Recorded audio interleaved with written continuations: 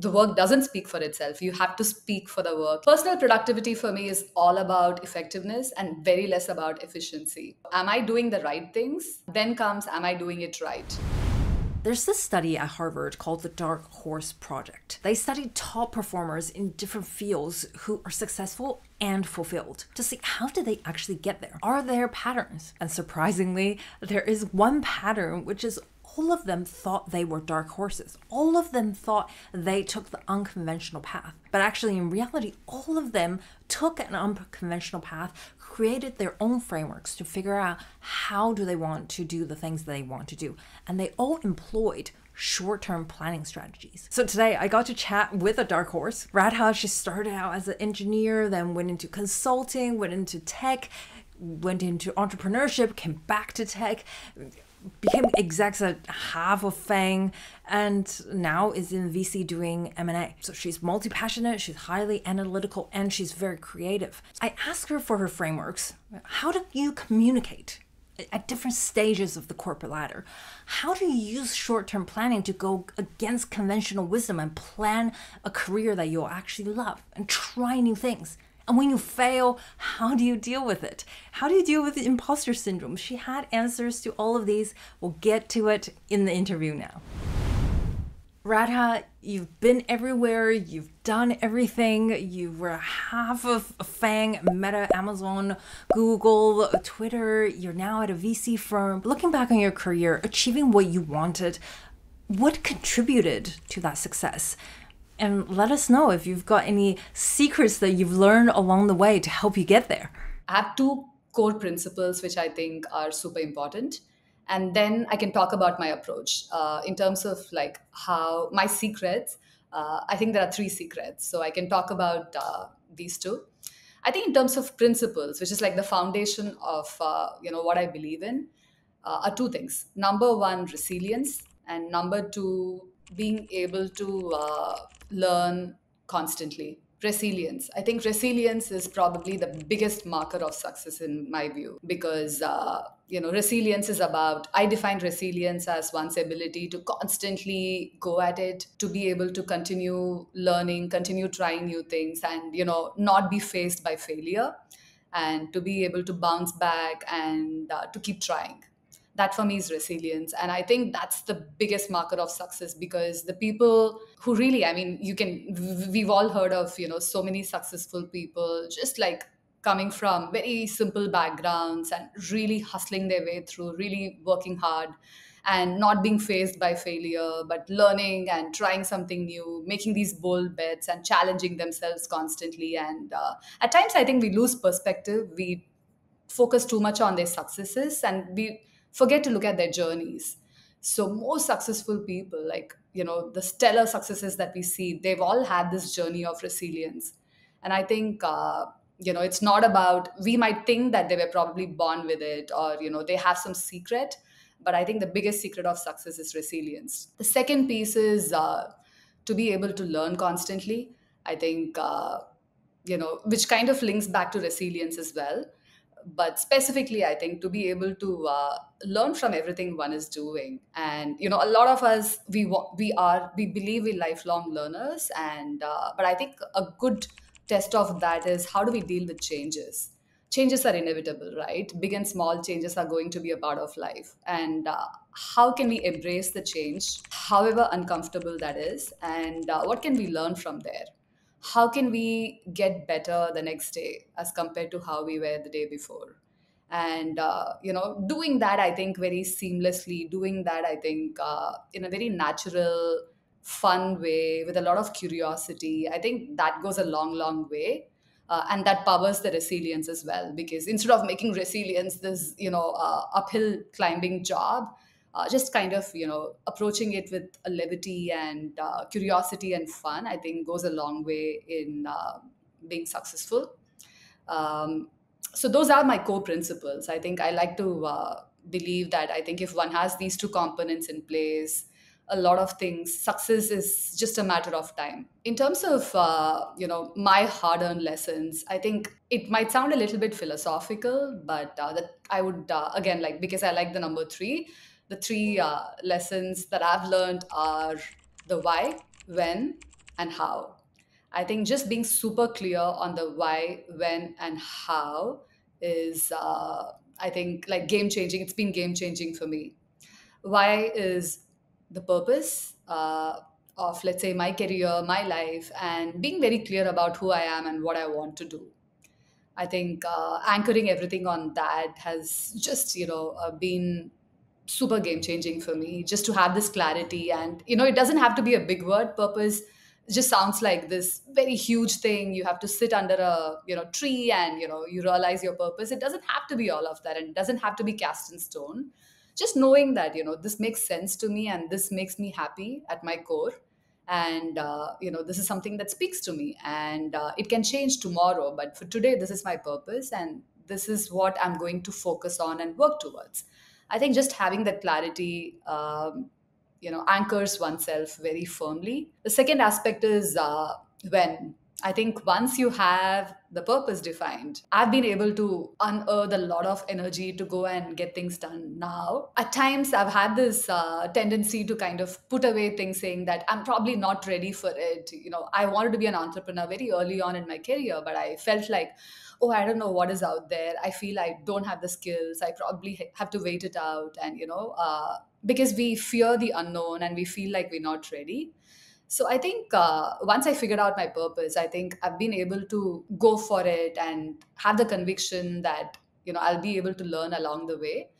So I think, and this is something people might not understand. Like, people around you might be like, oh, why are you doing that? It doesn't make sense to, to me. And they could have a different point of view, but I think uh, you need to know that the time is now. And the question to ask is, if I were to do it today, because I know that this is what I want to do, how can I make it happen today? What steps can I take today to get closer to that, rather than leave it for tomorrow? Rather than go for an ideal, well-defined path as per conventional wisdom, how can I chart out that path for me today? I think that's a very powerful question. Even though if it's uncomfortable, there are lots of unknowns, but I think just starting with that question makes a ton of difference as to when. The when is now. And finally, how, right? Okay, how do you make plans? How do you make this happen? So I think just being kind of very scrappy in one's approach, and kind of having the honesty to understand what's going on and remove the judgments and figure things along the way. I think that again, I believe, makes a ton of difference. So why? Start with a why. Look at when, and the answer is now, and then you'll figure out the how. How is sitting there waiting for you to figure it out. You mentioned risk and failing, and I want to probe there a little bit because some can say, I'm really good at my academics. I work hard. I get into the schools that I want. I get into the jobs that I want. And I'm sure you've seen this in your around you, that people who excelled up to a certain point, when they get into a team with so many smart people, there's a lot of struggle that come out. There's a lot of insecurities and lack of confidence because you realize, oh my gosh, there are so many people that are so smart. So have you experienced that yourself? Have you experienced by how do you get comfortable with something like failing and trying new things when you know there are things that you can hold on to that will give you a bit more comfort? Yeah, I love that question because I would say one big companion in my life, probably a companion I haven't wanted, is the imposter syndrome. I've always had that. I think it started from me being this gawky teenager because I felt like I was very different and I probably stood out in ways I didn't want to stand out for at every step, getting into an engineering college, a top engineering college in my state, to getting to the best business school in India, to working with these top employers, working in different geographies. I think countless number of times I've felt like an imposter. I felt like, oh my God, especially in cross cultural settings, that I don't belong. My accent is so different. I look so different. And being the only female voice in many rooms, I just felt very underconfident. I just didn't feel like I belonged. But I would say, I think the thing to keep in mind is failing is going to be a part of the journey. I think we can optimize for succeeding constantly, but that just means we wouldn't grow because we would end up doing the things that we know very well. But that's not where growth happens. So I think the regret of not doing something is going to be far higher than doing something and failing, despite the imposter syndrome, despite feeling like, I probably don't belong, or, oh my God, this seems very challenging. This is so much of pain and, struggle. I think it's worthwhile to still go and try. I am today where I would have never imagined in my wildest dreams, and I do have a long way to go. And I would say the single biggest thing that has helped me get here is kind of embracing failure. And it doesn't matter how many failures one has, you just need few successes. I think there's so much to unpack here. Number one, I think you pointed out was failing is okay. That's just something we have to get comfortable with if we want to grow, because actually the learning happens when we're uncomfortable. But I think the second thing, which I also find difficult sometimes, is I failed, but I don't know exactly what my takeaway was. I think, and that to me comes in a few different ways. One side is probably psychological. I want to blame someone else and try to protect myself from saying, oh, I was stupid, I couldn't figure this out. So that part to me exists, and it's hard to overcome, to say, okay, I can't blame anyone. I need to take responsibility. That's one thing. And the other thing is figuring out exactly what happened that attributed to the failures, because sometimes there's so many factors that are involved. It's hard to tease them apart and figure out, what am I really learning from the failures? Do you have any examples or any tips for others when they do fail? How can they get the most out of that experience? I love the question. So, I would offer three things here. I think first is being able to deal with the failure emotionally. I think the second piece is to be able to figure out a good way to learn from the failure. And finally, the third piece is get comfortable with, failure being a part of the journey. So, going back to the first two things, dealing with failure, I think this again links back to how one looks at failure, right? Like failure sucks every single time. Let's make no bones about it. Nobody wants to fail. It hurts our ego. We put in a lot of effort, lots of earnestness, and when it doesn't go our way, it obviously sucks. The way I deal with it personally is to really, I think, move on to action, move on to what I can do with the failure. Dealing with the psychology of failing is to really put things into perspective and try to focus on the next steps. And in terms of how one can learn from the failure, it's to really, I think, be honest with oneself and look at what one did well in that situation, what one could have done better, and what the next steps are, based on, I think, our own analysis, and also based on inputs from people we trust. That typically works for me. For someone who's gone up to the top, definitely being able to manage time, being able to manage tasks, being able to manage how you get to your goal is so important. I'd love to know how you view personal productivity, and what are the things that you've learned over time that's maybe against conventional wisdom about what productivity really is. Personal productivity for me is all about effectiveness and very less about efficiency. So, which is where what matters to me is, what are my goals? What am I doing, towards those goals? So, am I doing the right things? And then comes, am I doing it right? So that's how I measure personal productivity. So for me, a day well spent is a day that I spend, time on doing things that really align to what I want to be and who I want to be. And a state of like being in the flow and really feeling satisfied and accomplished at the end of the day is what I strive for. Conventional wisdom, I think what I see generally, I think something that I do differently is that I try not to be very busy. I don't think being busy is the best thing. I think it's important to create space for oneself to really reflect, and that is the space where one can you can really be creative. So I think it's very important to create those pockets of rest, of breaks between the different things we're doing. And a lot of people I see, and even I've been there, I've fallen into activity traps. I'm trying to optimize 100 different things and fit them all into my calendar, and feeling proud of my multitasking abilities. But I've left behind those days, and I try to really look at ruthless prioritization in terms of what are the things that align to my goals, and where do I need to spend time. And I'm able to like cut down a whole lot of things from my list of to dos because they're not aligned to what I need to do. So I think that's shifted for me, and it's just made me a lot more satisfied with what I'm accomplishing in a day, and gives me a lot more space to think about things, give things a very different spin, because I get a lot more time to think and experiment and evolve in the process. How do you do something like this when you're earlier on in your career? I remember feeling the pressure of everyone working so hard. And even though I know it's busy work, it felt really bad to say, okay, well, obviously everyone, we're not really doing something productive here. I think the theme you've talked about is definitely know who you are, right? Being able to feel confident enough to do that.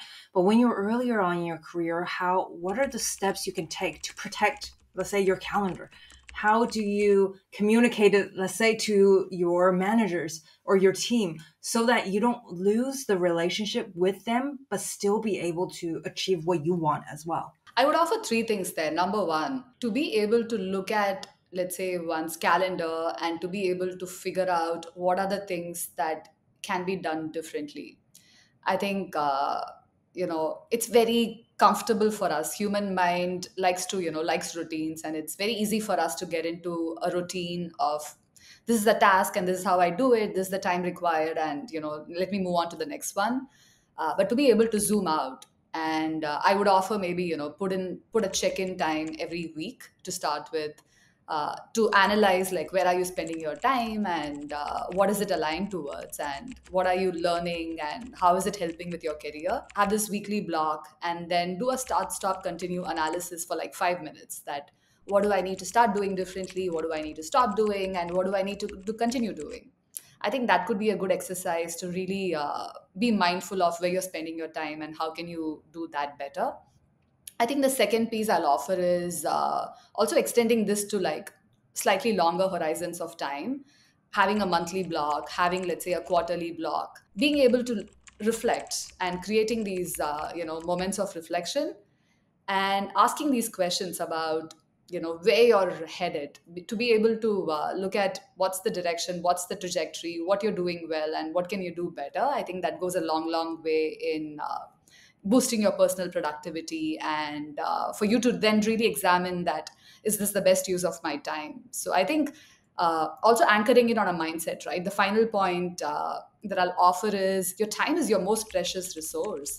So almost attach an hourly rate to whatever you're doing. So it should be like, my hourly rate, for example, is, let's say, X dollars. So is this particular task worth X dollars? If not, it's not that you can go back to your manager and tell him or her that they should change the type of job you're doing. But you can then, by valuing your own time, it just makes you look at things very differently, and then makes you challenge yourself in terms of how you can do different things or do things differently. One theme that's really strong and really important to take on is think for yourself, right? Not to accept everything that everyone else is piling on you. Even though they do that, how are you going to show up in order to get what you want in the end? That type of proactiveness for me is really crucial and something that we're not taught.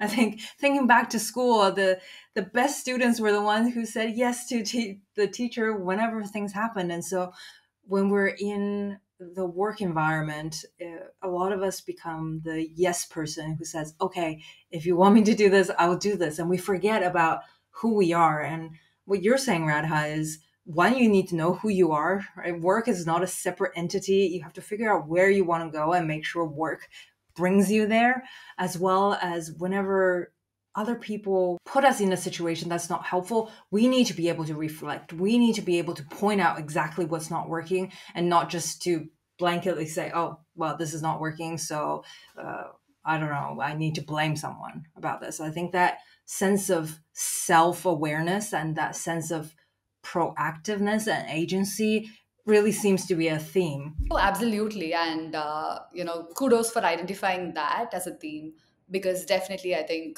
when we start out, see, most of us, we go through our education and then we get into the workforce and, it's almost like we trying to do our best with whatever we're able to receive from the environment. We're all trying to learn there.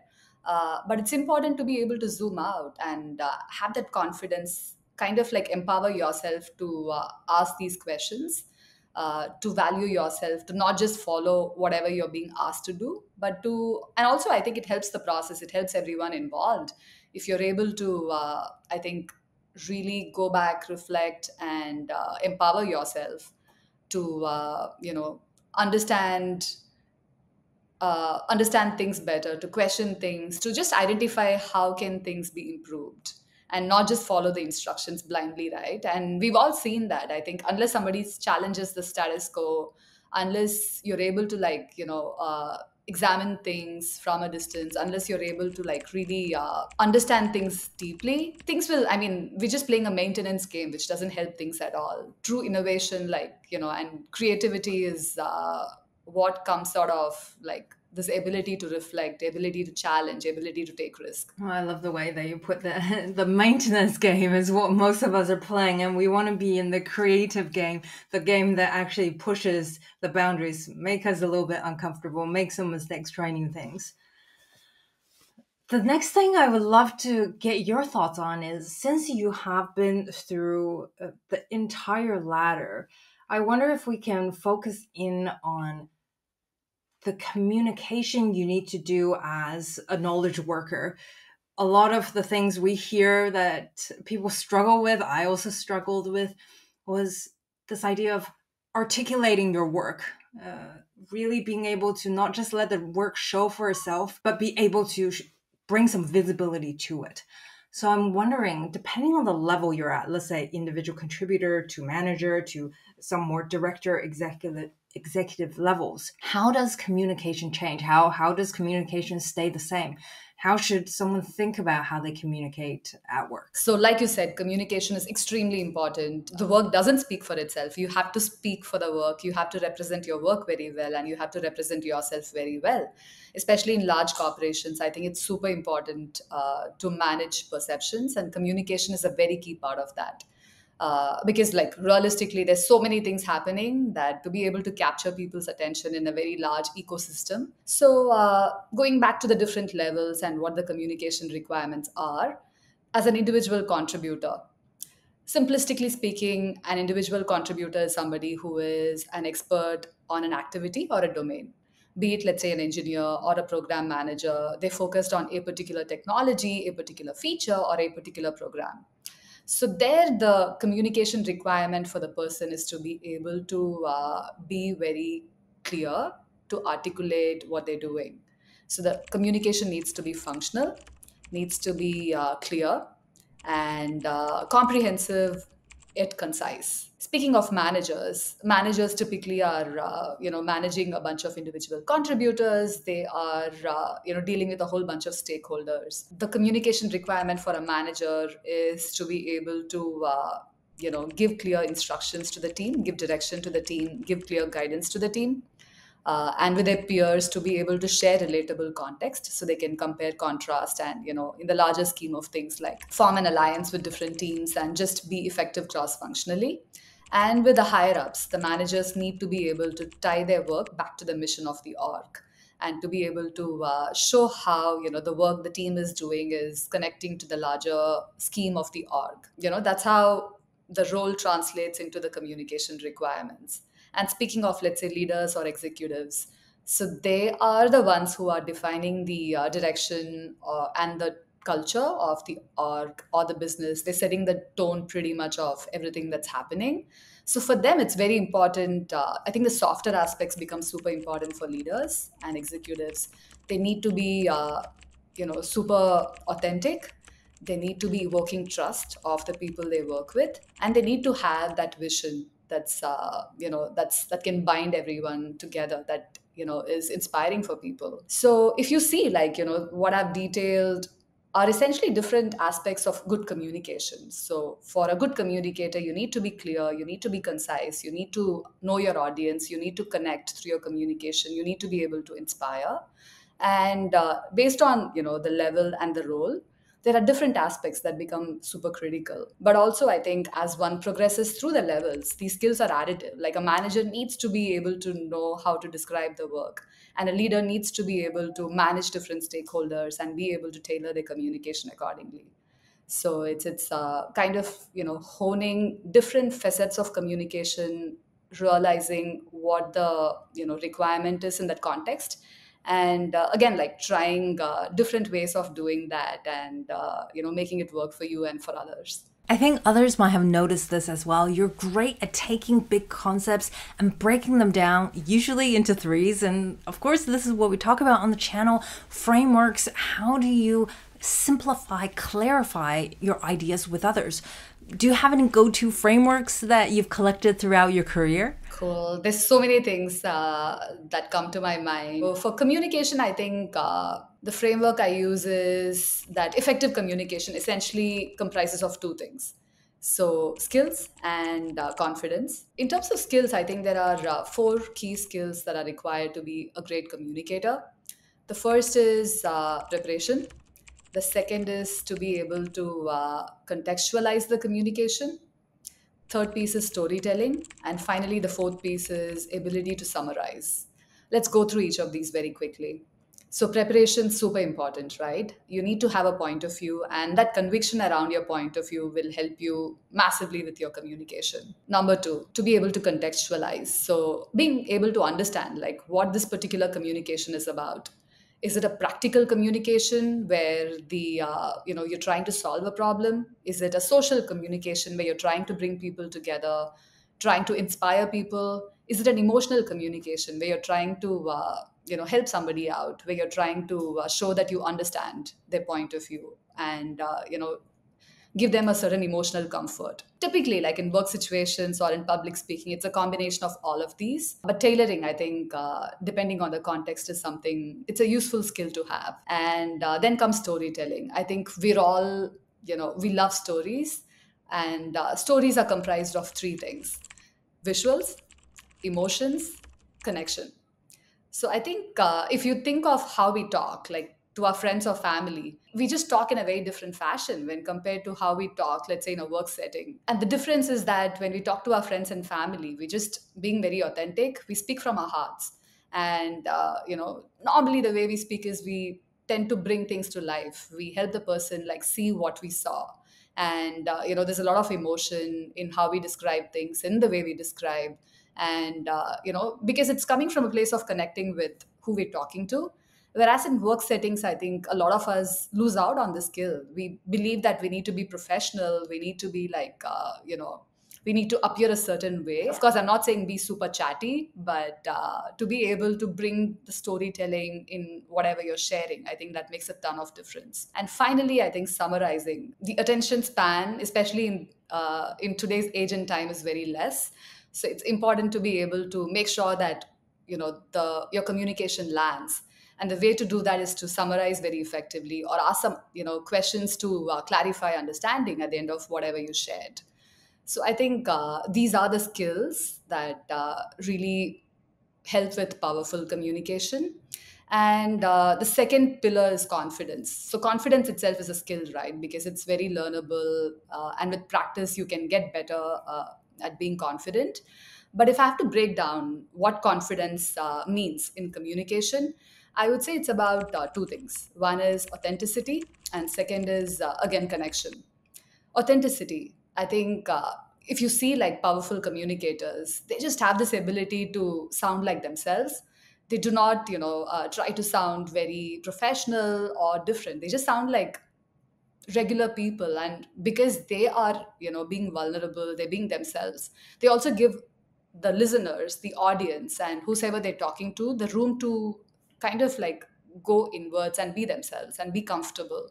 So I think that makes a ton of difference, because people don't remember the facts, but they remember how they felt. The second piece is connection, right? So a lot of times I think, we, especially if somebody's shy, we can think a lot about like, what do I look like in this when I'm talking to people, what do I look like, are they judging me? And it's a lot about what I come across as, vis-a-vis what am I bringing to the table, what does this person want. So I think it's important to be able to really be in the moment, be open, really see people, and to try and see how can I add value to this conversation. That's really, the purpose of communication. Ultimately, communication is not about sharing things. It's about connecting. It's about, what you get through to somebody rather than what you are broadcasting, what you're sharing, right? So I think that gets accomplished through confidence. So yeah, I think these like four set of skill sets, and two pillars of confidence are what I keep in mind to be a powerful communicator. Like if I have a communication situation, like a quick early on, let's say if I had to do a public speaking engagement, I would ask myself that are these are like some checkpoints I have to be able to gauge if I did a good job. Communication is about connecting, not just sharing. I love that you bring that humanness to this. And on that note, thank you so much for sharing all of this. Check out Radha on LinkedIn. I left the link below, and I'll see you in the next video. Bye.